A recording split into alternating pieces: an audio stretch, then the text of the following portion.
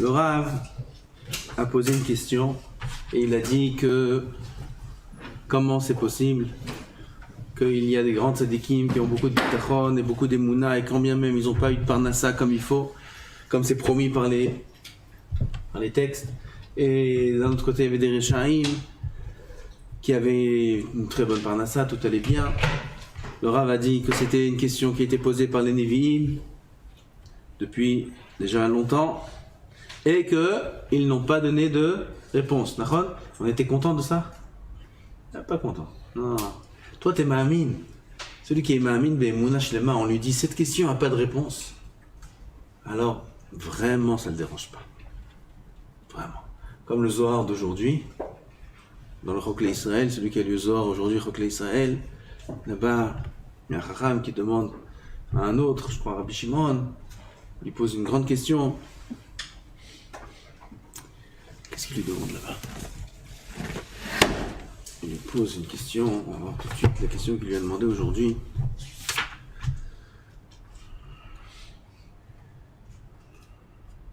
Rabbi Yehuda marchait avec Rabbi Abba. Ken, je vais poser une question. Kadosh Baruch Hu, c'est très bien que l'homme va fauter. Comme on voit que dans la Torah c'est écrit la mort. Il y a écrit Mot Yumat, il y a écrit Adam ki yamut be'oel, Ish ki yamut, vayamot, vayichi ploni vayamot, dans Bereshit, dans Parashat Noach. Pas Noach, fin de Bereshit. Celui-là, il a vécu tant d'années, vayamot. Celui-là, il a vécu tant d'années, vayamot, vayamot, vayamot, vayamot. Et la Torah, elle a été créée 2000 ans, elle a été écrite 2000 ans avant la création du monde. Presque 2000 ans avant la création du monde. Oui? Si c'est comme ça, Akadosh Baruch Hu, il savait très bien que l'homme allait mourir. C'est-à-dire qu'Adam allait fauter. Adam devait être éternel. Il a fauté, il a eu comme punition la mort, une des punitions. C'est pourquoi il a créé l'homme? C'est une bonne question ou c'est pas une bonne question? Hein? C'est une très bonne question. Comme ça, il a demandé à Rabbi Abba. Rabbi Abba, il dit, je comprends pas, qu'est-ce que tu fais? Réponse de Rabbi Abba. Zohar, oui, c'est les réponses les plus mystiques, les plus... Réponse de la Kabbalah. Réponse de la Kabbalah. Amarle ochoy de marach vegizre de marach malach le mitrach behu. Les chemins, les comportements de ton créateur, de ton maître, d'Hachem. Pourquoi tu te fatigues à essayer de les comprendre? Qu'est-ce que tu... Est-ce que tu as l'autorisation de comprendre, de connaître, de savoir? Comme on a fait un shiur la dernière fois sur ça. Alors ça, cherche, demande, comme les halachot, etc. Est-ce que tu n'as pas le droit de chercher à comprendre? Al titen et picha lahatit besarecha, c'est un interdit de chercher à comprendre ce qu'on ne peut pas comprendre. Voilà la réponse. Alpisod. Réponse alpisod, tu ne peux pas comprendre. Donc celui qui est ma'amin, sans problème, à 100%, ses réponses sont très satisfaisantes. Très satisfaisantes. Pourquoi? On est ma'amin.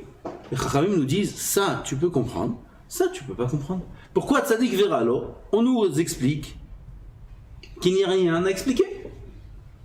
On ne peut pas comprendre. Très bien. Aucun problème. Aucun problème. Ce que les Chachamim me disent, je suis très heureux. Mais il y en a, ils disent oui, mais c'est des réponses faciles, mais c'est un peu picorsoute ça, un peu beaucoup.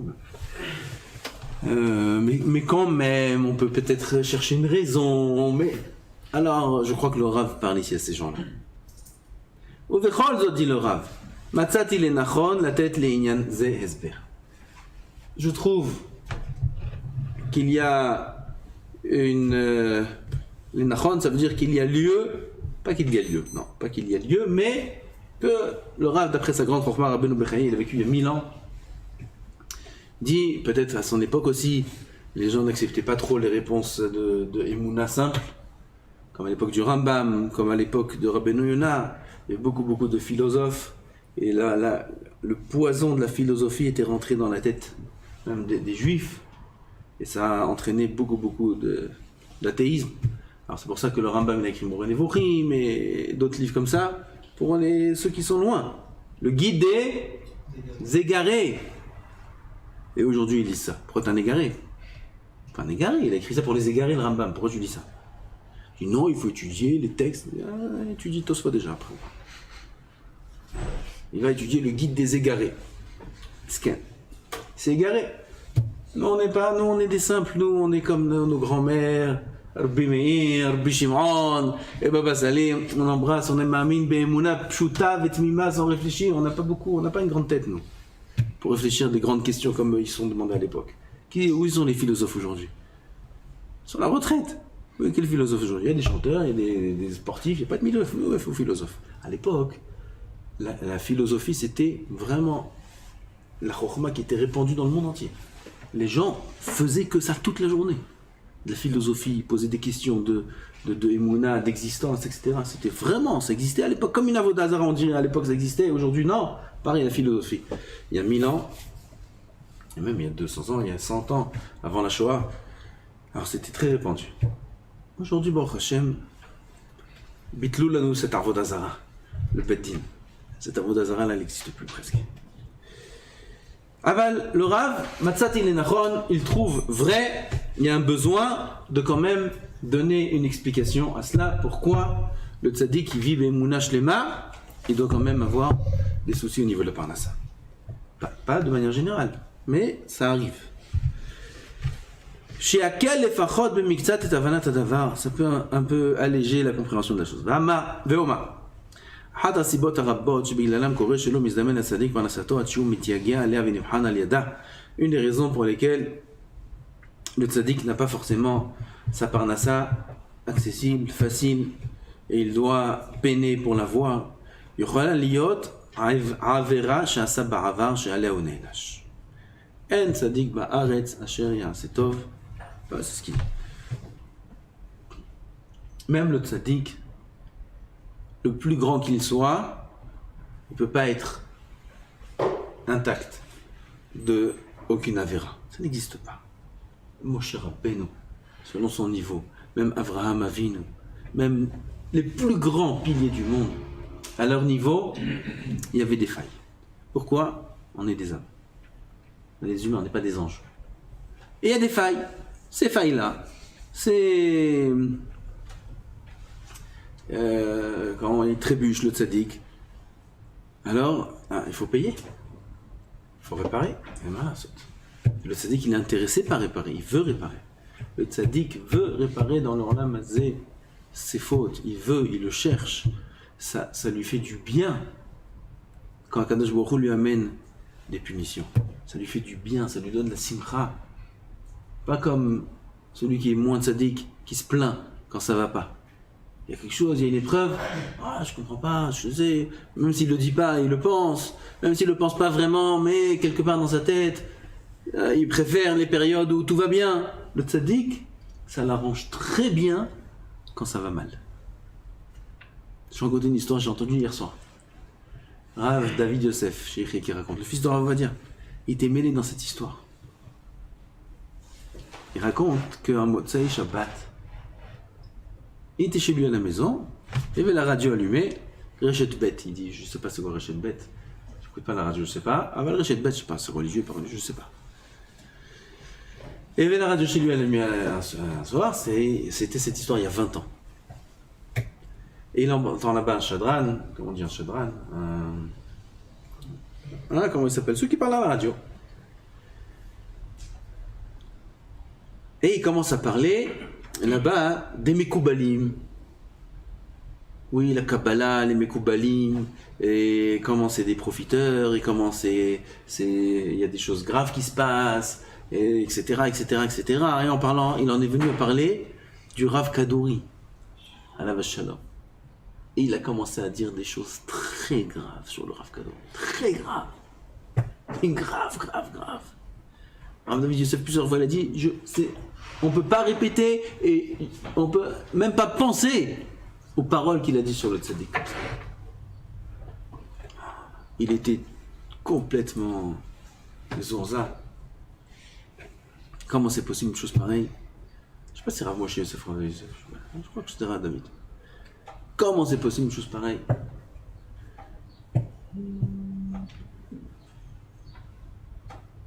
Il appelle tout de suite le de chasse Rav Aryeh Deri. Rav Aryeh Deri, j'ai entendu comme ça, j'ai entendu comme ça. Non, Mechila, il reçoit 20 minutes après un appel du fils de Rav Kadouri. Il reçoit un appel du fils du Rav, il lui dit, il y a eu des choses très graves qui ont été dites là sur mon père, à la radio, est-ce que tu as entendu? Il dit, oui, moi aussi j'ai entendu, très grave, vas-y. Écoute, il faut que tu envoies à ton père, le Rav va dire à la Shalom, que tout de suite, il sorte un kherem sur cette personne-là, sur ce chadran-là, ce présentateur de la radio, qui sort un kherem dans des affiches, Chas v'Shalom, celui-là, kherem pour Kvod Torah, des paroles comme ça sur un tzaddik Kodesh Kodashim. Il dit, t'as raison, mais tout d'abord, il faut informer le Rav lui-même. On ne peut pas sortir un kherem sur quelqu'un sans que le Rav donne son accord. Il faut informer le Rav. Tout de suite, il appelle Rav Aryeh Deri, Rav, pas Rav, Aryeh Deri, Loïda, comme on l'appelle. Il l'appelle, et je répète ce que j'entends, Rav Driven. Il l'appelle, et il lui dit, voilà, il y a eu ça, vous avez entendu, t'as entendu ce qui se passe? Il dit, non, j'ai pas entendu, c'est comme ça et comme ça sur Rav Kadouri, etc., etc. Il faut qu'on se rencontre tout de suite et qu'on voit le Rav Kadouri. Top, ils sont donnés rendez-vous, direction Rav Kadouri. D'abord pour l'informer de ce qu'ils veulent faire, le kherem, d'abord de ce qui s'est passé, etc. Il est obligé de savoir, il est concerné. Top. Ils sont partis vite, en urgence chez Rav Kadouri, Rav Aryeh Deri et Rav David Yosef. Ils arrivent, Motzei Shabbat, le Rav était assis avec une quinzaine de personnes, là-bas dans sa yeshiva, il faisait un cours de Kabbalah. Top. Ils sont rentrés les deux, ils sont mis sur le côté, les gens le Choubadim. Le Rav il était avec les skenim, tous des skenim comme ça, le Choubadim.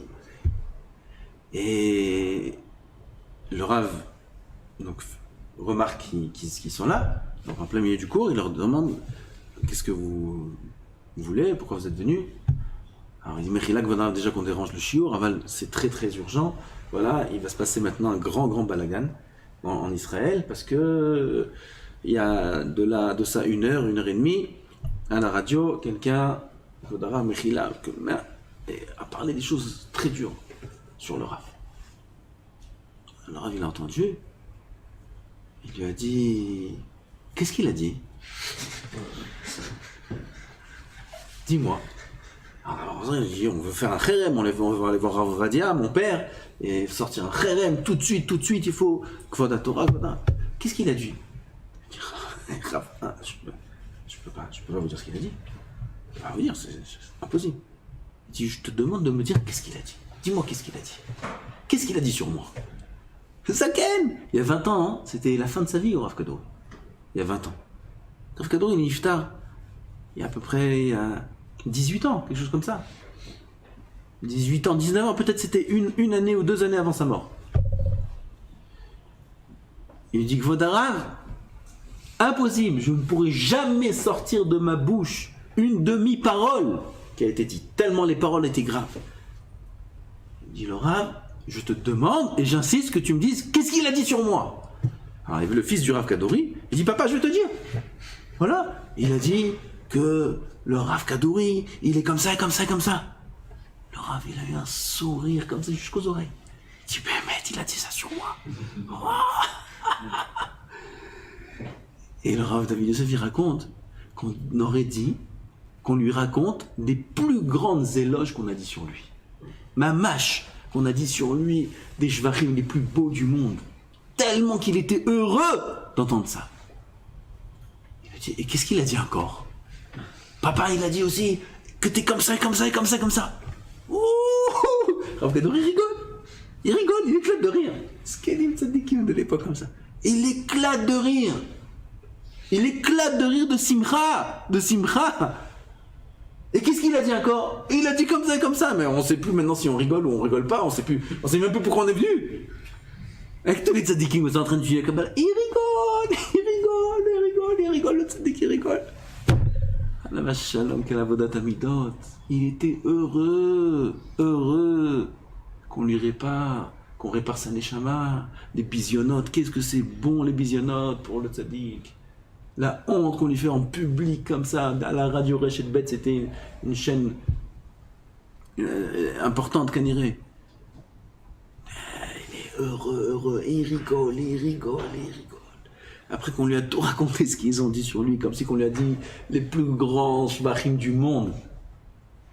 Il était heureux. Il a arrêté de rigoler. Et il leur a dit, maintenant, vous allez nulle part. Vous allez voir personne. Le Rav va dire, personne. Et ça, je vous interdis, Issour Gamour, de faire quoi que ce soit. Vous laissez les choses telles quelles.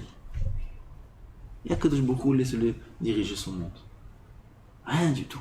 Il était sa mère, Bessim Chagdola. Au contraire, si jamais ils allaient sortir maintenant à Kherem sur celui qui a parlé et faire toute une histoire maintenant dans les journaux et dans la presse et trucs, celui-là il a osé parler sur le tzaddik, ça va baisser toute cette mara là de bisayon. Et le tzaddik pour lui c'est cher ce bisayon. Il dit Bechaim Vital, Kedusha, il dit là-bas, si tu as des yeux qui regardent avec l'intelligence, des yeux intelligents, tu aurais cherché des gens qui te font des bouchottes et honte, qui te rabaissent, etc. Tu aurais cherché, si un homme il était intelligent, il aurait cherché ça toute seule. Il faisait un Novardok. On raconte sur un Novardok. Il rentrait dans des pharmacies, il demandait des clous, des choses, pour se rabaisser, des choses qui sont rabaissantes.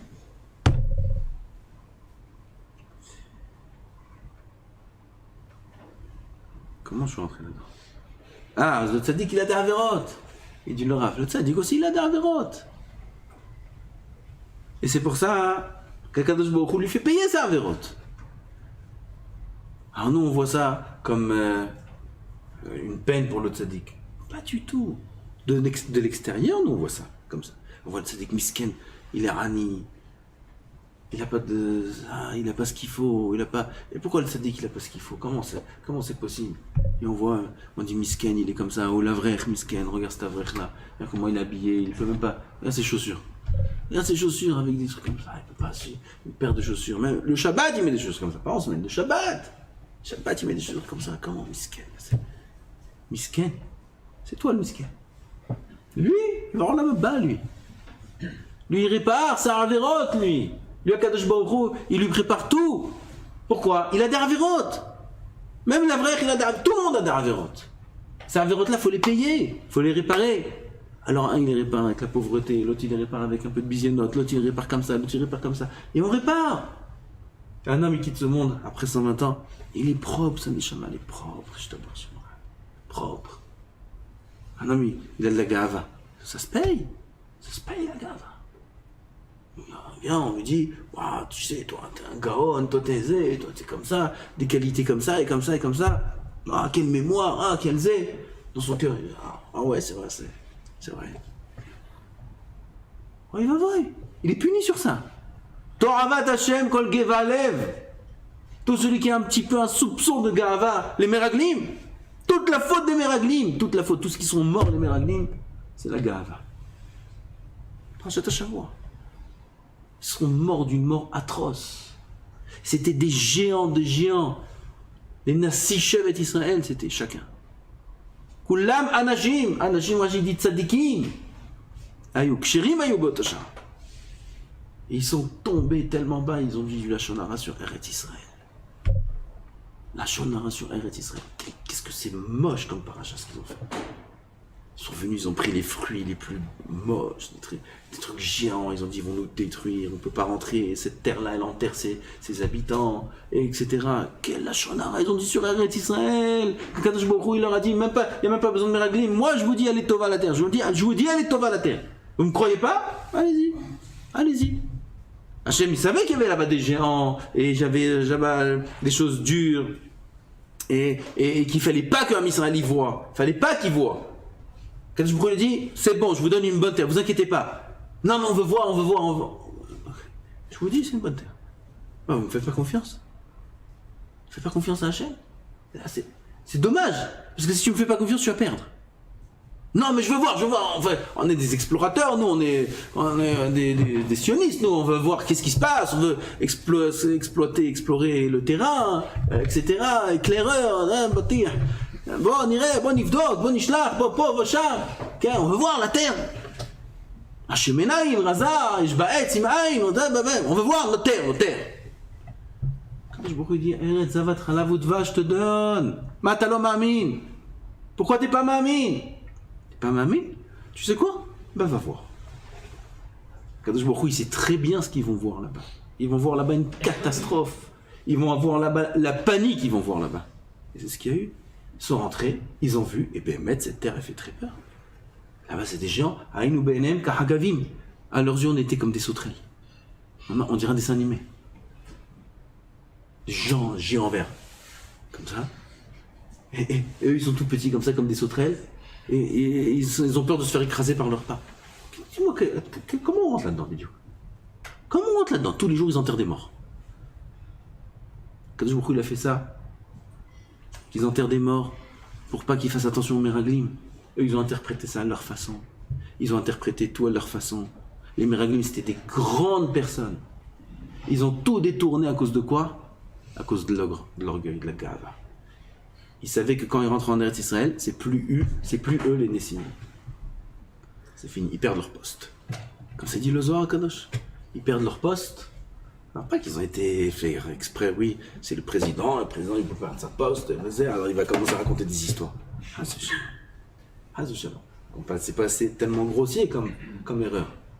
Mais puisque au fond, peut-être dans les couches les plus profondes du subconscient, là-bas, il y avait cette inquiétude-là, de perdre le kavod, alors ça leur a fait interpréter les choses de manière fausse. Et tout ce qu'ils ont dit a priori, c'est des raisons valables. On rentre en guerre, ils sont géants. On fait quoi maintenant là-bas? Comment on fait la guerre? Tout ce qu'ils disaient, ils y croyaient.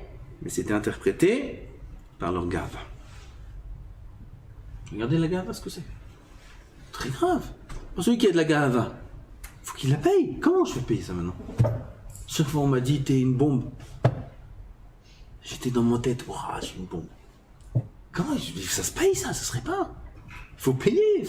Si j'ai profité de cette parole-là, Coach Chicken, si je cherche à montrer, voilà, là j'ai rien fait, on m'a dit un chef arc, j'ai eu, hop, il faut payer ça. Alors si je cherche un peu en plus, et si je vais faire en plus des gestes comme ça, le tzaddik, alors là, t'es cuit, t'es fini là. Faut payer ça. Le tzaddik, il doit payer ça. Comment on fait pour payer ça? Alors il a des chaussures un petit peu déchirées, il a un petit peu honte, la parnasse elle n'est pas très facile, il a un petit pépin là, un petit pépin là. Kadosh Baruch Hu, il amène tout ça, les Tovat Adam, pour qu'il arrive au Olam Haba sans ces taches là, sans ces taches qui sont éternelles sur sa tête. Ah, ce chat-là, on va arriver propre au Olam Haba. Le tzaddik, lui, il est content de tout ça. Kadosh Baruch Hu, il amène ça au tzaddik pour... Alors, c'est une des raisons. Une des raisons, on a à peine lu le début. Pourquoi le tzaddik, il se peut que bien qu'il soit un grand ma'amin et qu'il sait que tout vient d'Hachem et qu'il a toutes les conditions qu'on a dit au-dessus et quand bien même il a pas sa parnassa facilement, parce qu'il y a une faute. Parce qu'il y a des avérotes. Dans les midot, ou dans les mitzvot, il y a des avérotes. Il y a de la jalousie. Il y a de la convoitise. C'est de la vime de Horaïta. Il y a de la rancune. L'ave de Horaïta. La rancune. Qui peut dire qu'il est propre de la rancune? Qui peut dire qu'il est propre de la jalousie et il est propre de l'orgueil? Qui peut prétendre une chose pareille? Alors on a toutes ces petites tâches là. Ces petites tâches là, il faut les réparer. Alors qu'est-ce qui se passe? Kadosh Baruch Hu, Bechokmato, il a décidé, ça va se réparer de cette façon-là. Ça part là, ça sera un peu difficile. Il ne va pas mourir de faim. Ni lui, ni sa femme, ni ses enfants, tout le monde va manger.